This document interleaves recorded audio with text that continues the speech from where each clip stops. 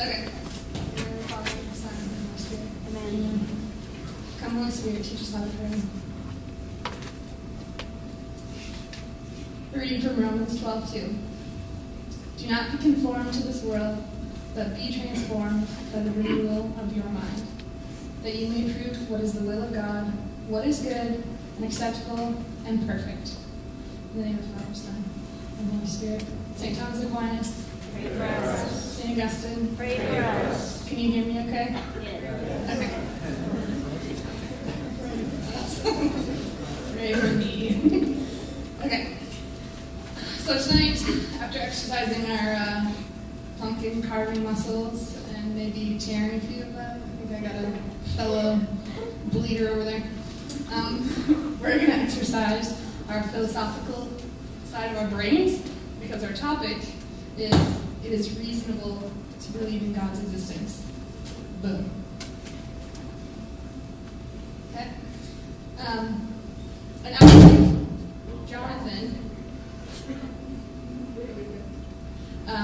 Jonathan's going to kick things off with explaining why we feel it's important to discuss the fact that it is reasonable to believe in God's existence and how to use reason in our evangelization efforts. Hi everyone, Kristen and I have been excited to do this talk for a while, but unfortunately I'm out of town tonight and there's no way I could be there with you physically. So we decided I'd do a couple of videos so we could still, in a sense, co-present with each other. And I know it's a little bit of a different format, so I hope our message is not lost because of this.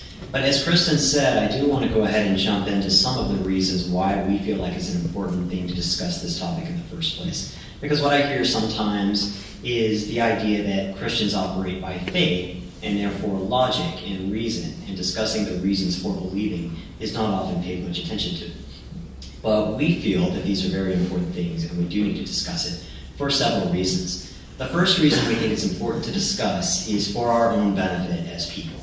All of us at some point or another, and some of us have already gone through this, others of it have it still coming, but we all go through hard times, times that are not so great, times that our faith is tested, times when the world might seem a little bit emptier. And we like to remember the phrase, it's a common phrase that we hear both in Christian circles and even the band Mumford & Sons made mention to the idea that we must hold on to what we believe in the light when the darkness has robbed us of all of our sight. We think this is a good message, and we think having a firm foundation of what we understand in our faith is going to help us when those dark times come, and when it's a little bit harder than normal, when we don't have the warm, fuzzy feelings of God's presence, and we have to go on what we know to be true instead of what we feel to be comfortable. These times will come, and this is a big reason why we discuss this. Similar to how when a hurricane comes, a house that's built on sand is going to be blown away and collapse. But a house built on a firm foundation is going to stand, even in the midst of that storm, and it's still going to be there afterwards. That's what we want for all of us. A second reason we want to discuss this is to be able to give a defense to other people when they ask us to explain why we're faithful people. Now, this is not just to puff up our own pride. Rather, it's an opportunity, an outlet that we have in order to tell other people about the joy of Christ. And our whole mission this year is about evangelization. In 1 Peter 3:15, the scripture says, always be ready to give an explanation to anyone who asks us for a reason for our hope. We think that's important, and we think it's therefore important that we study and have a firm understanding of what it is we believe and why we believe it. So when skeptics talk to us about it, we're ready, and we can help point them in the same direction that we have found to be so hopeful and full of joy. And the third reason we think it's important to discuss is to refute a popular myth that seems to have picked up steam in recent decades. And that's the idea that the atheist argument is more intellectual and reasonable, and that if you're still sticking to Christianity, you must be outdated, you must be unreasonable, you must not be able to think very clearly. We don't think strong, rational, logical thought and Christianity are at odds. In fact,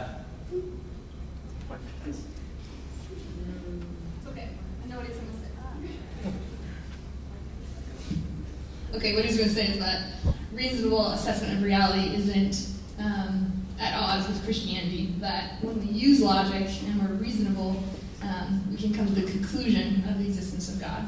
So, don't worry, got it covered. Okay, so there's just a summary of what he was explaining, and I'm going to start out with a few common statements that atheists may make about Christianity and how they're actually not that reasonable, the statements that they're making. An atheist being somebody who doesn't believe in the existence of God.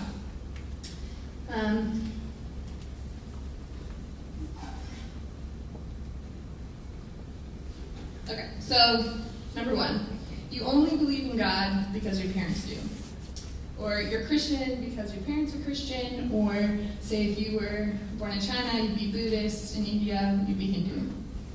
And this is actually called the genetic fallacy. And the statement is trying to invalidate a belief based on how it originated. Is this following? Okay.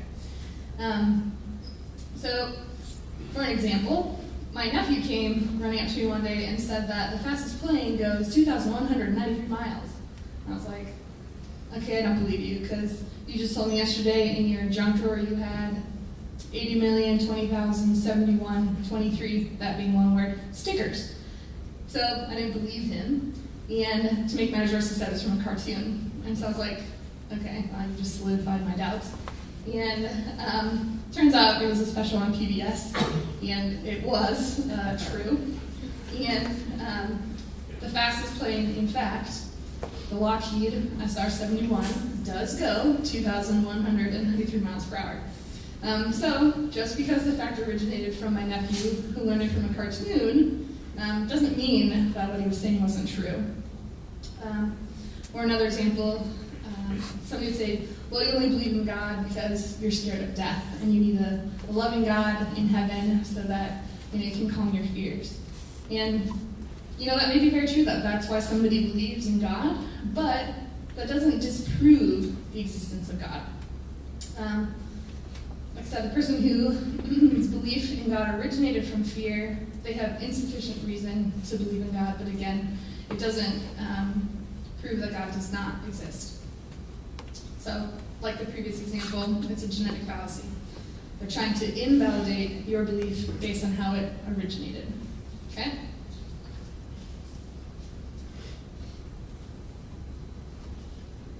Okay, who has heard this one? There's no scientific proof for the existence of God. Raise your hands. Has anyone heard that one? People have used that one before? Okay. Pretty common. Okay. So, what is science? Science is an inductive process of investigation that we invented to discover truths about the natural world. So, science is investigating what is true about the world around us. And we can measure and hear things, and that's what science is for. Okay? So, of course, science can't actually prove God's existence because it's concerned with the natural world here, and not with the supernatural world which God lives in. So, science can either prove or disprove God's existence. You may have heard this story before. I think it was probably one of the best ones that I heard to help me understand science. Okay, we'll just go with it. Here we go. So say there was a woman in prison with no windows, no doors, and she gives birth to a baby boy. And this boy grows up, and he's never been anywhere else. And he gets curious about the world that he lives in, which is the prison. Okay, he has a flashlight, and it's dark, so he uses the flashlight to illuminate his world. And you can see that there's color on the wall, and that the bed he sleeps on is in the corner of the room. And that would be like the flashlight of science. He's observing what's around him, okay?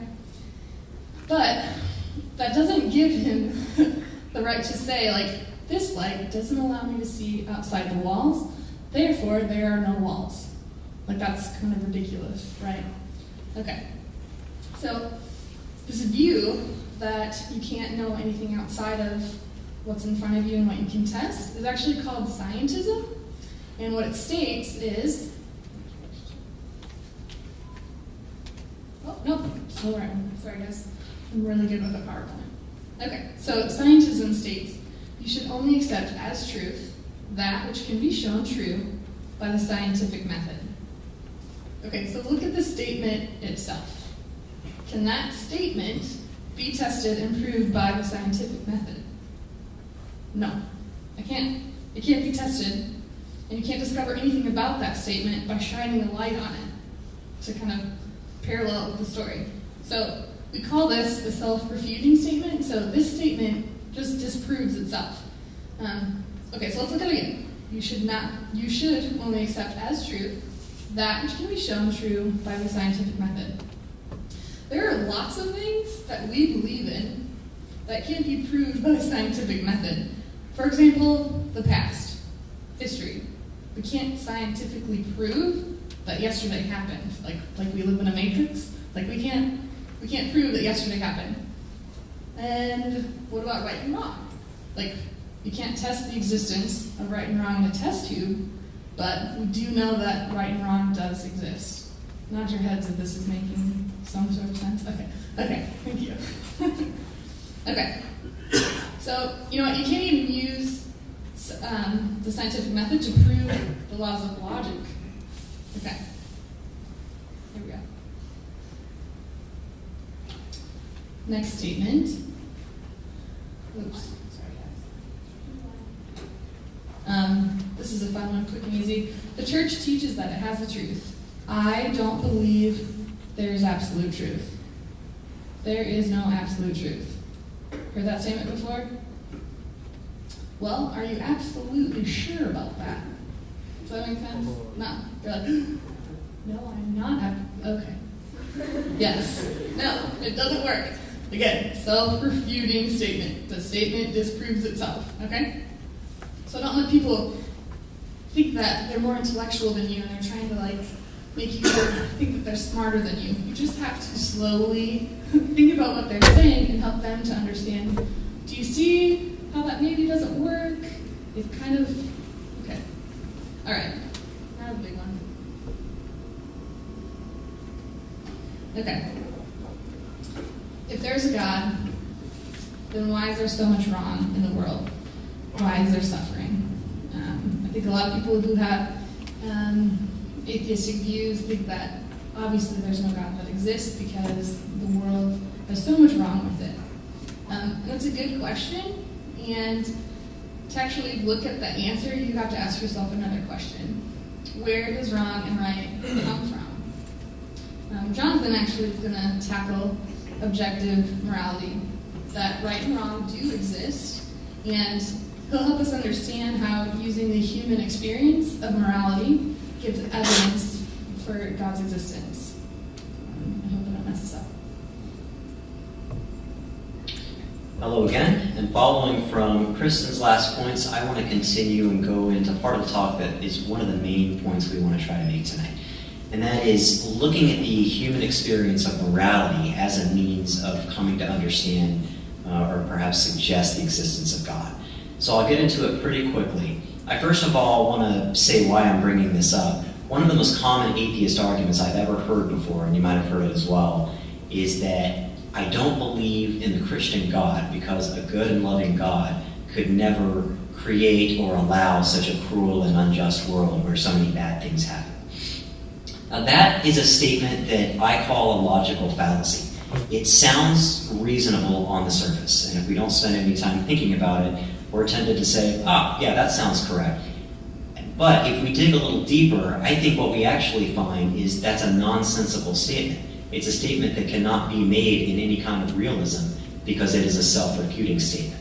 And I'll spend some time explaining why that is, and in the process explain why I believe the human experience of morality gives evidence for God's existence. There's two different ways we can look at morality, and we hear both of these arguments presented. Some people say that morality in human beings is absolute, it's objective. In other words, we all have basically the same moral code that we stick to. There are other people that say no, morality is relative. It depends on an individual person, what they think is moral and what they think is not. Now, I'm going to explore both of those. To start with, let's look at the idea that morals are relative. I think that argument has a problem. I believe if we claim that morals are relative, then what we end up doing is making a situation where we really can't complain about anything ever. We can't say, that's unfair, or that person did me wrong, or the world should be different, because who are we to make such a judgment? If morals are relative, if what I think to be true has no bearing on what the person next to me thinks to be true, then how can I make some kind of a moral claim against that person if I feel they did me wrong? Perhaps I don't like what they did, but for them, it was just fine. I think that's a problem with the idea that morals are relative, and I think deep down we all start to understand that that can't be the case. In another example, we can think of some human behavior that we know cannot be relative, again, based on our personal experience. And I believe murder is a good example of that. I don't believe we can make the claim that, well, I don't happen to like murder, but if the person next to me is okay with it, then he should go ahead and do it. We understand that that's not how it works, and that there does seem to be something beyond just a relative individualistic morality. So looking at objective morality then, I believe that makes more sense. I believe from what we can see in humanity, it transcends time and culture. In other words, I believe what we consider to be moral as human beings does not depend on what time period we happen to live in, and it doesn't depend on what kind of culture we live in. Now, the various ways we interpret morality sometimes can change based on those things, but the basic core morals that we all feel as human beings do not change. For example, I'm not aware of any culture or any history throughout all of human history that has ever said that it's good and noble and desirable to be a coward or to be a traitor. That there are certain things that it doesn't matter when you're born or where you're born. We all understand these things to be true simply by virtue of being a human being. And so I think relative morals don't make a whole lot of sense. And I think, therefore, the idea of objective morality does make a lot more sense. Now, what I hear from some people is they say, well, maybe objective morality makes more sense, but it's not because of any kind of a god or anything, it's just because of evolutionary need. In other words, in order to advance the human species, we have adapted certain ways of behaving in a social society that are better for our species as a whole. But again, I have to reject this argument for two different reasons. Number one, you could tell me that something like rape is not good for our species and it works against our species. Well, I believe you if you say that.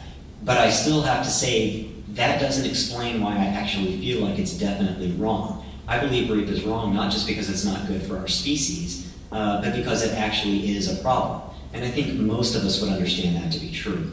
The second reason I would reject the evolutionary moral objectivity is the fact that we do many things as humans that are not advantageous for the preservation of our species, but we still do it because we believe it's moral. Lions, for instance, are known for devouring their cubs sometimes, and many animals are known to have babies and then to refuse nourishment, milk and food, to the runts and to the weak and to the sick. They let them die so they can give all those resources to the strong and the healthy.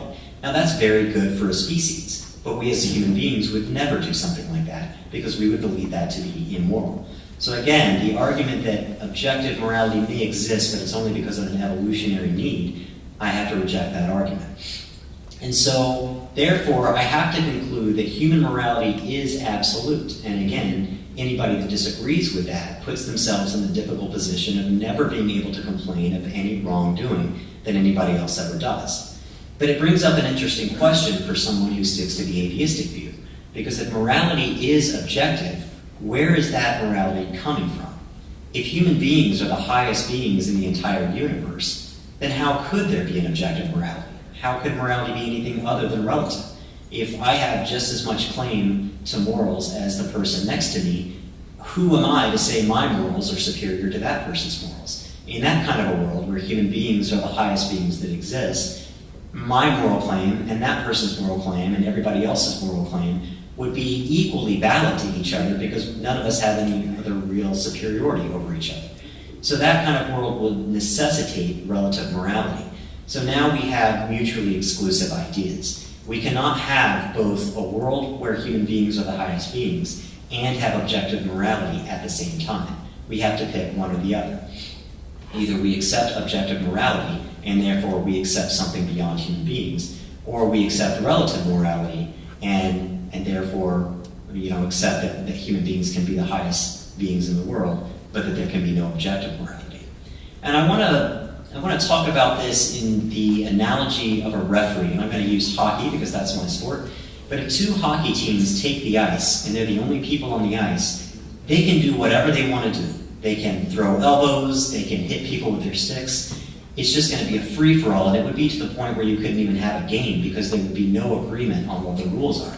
Nobody would ever be able to get on the same page. One player from one team might say, oh, it's fine if I threw my elbow in your face. And who's the player from the other team to say, no, that's not right, you can't do that? there's no standard to follow. And so what we have to do for the hockey teams is we have to introduce something to the game that's both outside of and above the teams themselves. And what I mean by outside of is we need somebody that's not actually part of either of the teams, somebody that cannot possibly win or lose, that are outside the game, and that would be a referee.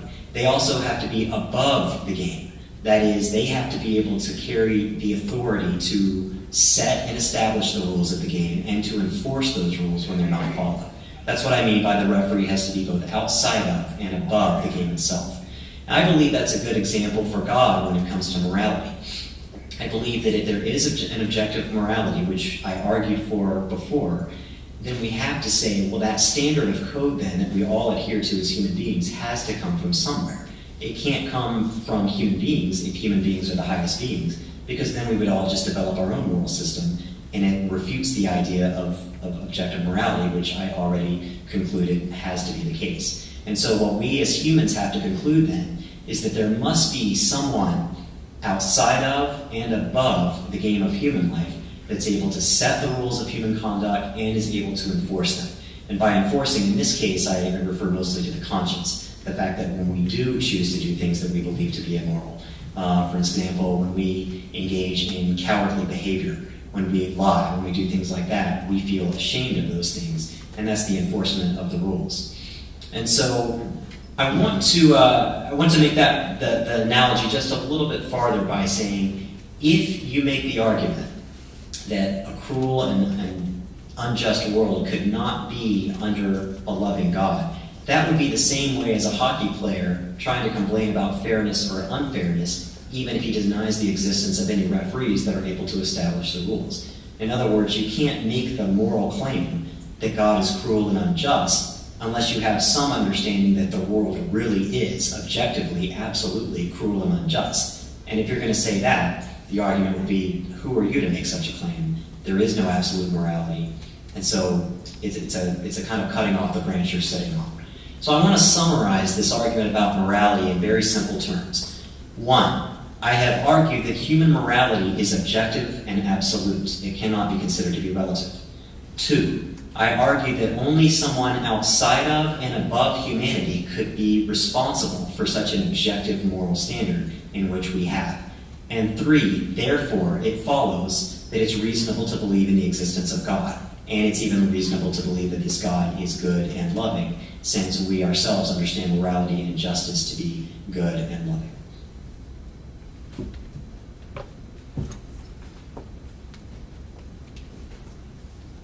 Thanks, Jonathan.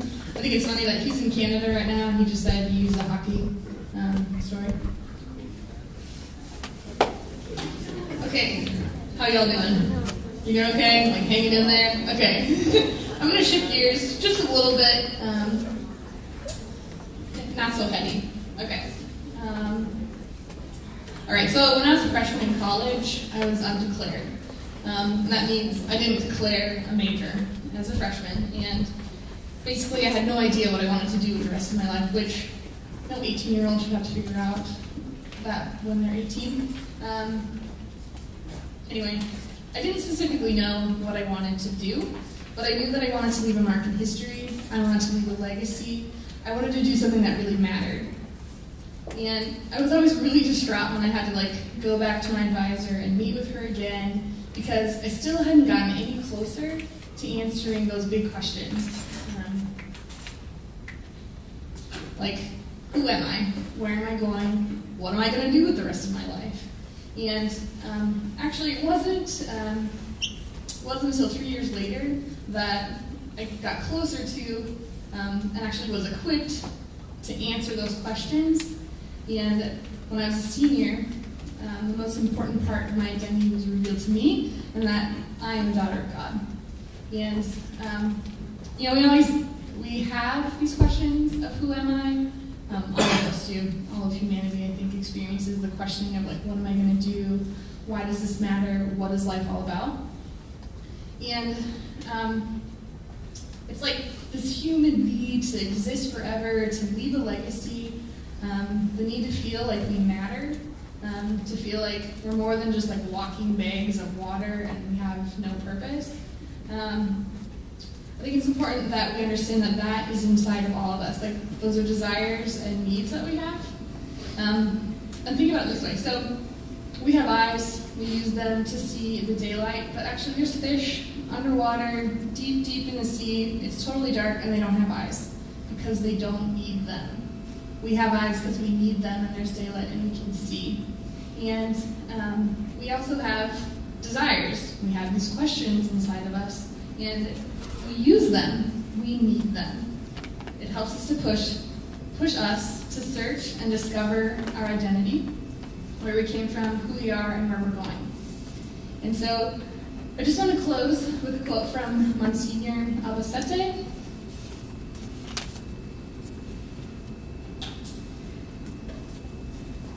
To me, the God issue is a question of experience. For example, I want people I love not to die. I want friendships that are not betrayed. I want justice. Desires that seem to make no sense, that appear in fact to be irrational. There is, I admit, a certain uselessness to this in terms of the fact that nothing in the world seems to correspond with or answer these desires. All that I ask myself, and I think it is reasonable to ask everybody else, is to be faithful to that experience of like having those questions and desiring to get answers. Be faithful to that experience and to explore the implications of it. You're like, who put those desires on my heart? Why do I have these questions of where I come from? And I think it's important for all of us, again, to be faithful to that experience and to explore the implications of it. And we'll have an opportunity to do that, actually. We're going to break out into small groups, and if your head is reeling and you have questions, that's where we're going to get together and talk about the questions you have or the experiences that you have about the existence of God. Thank you.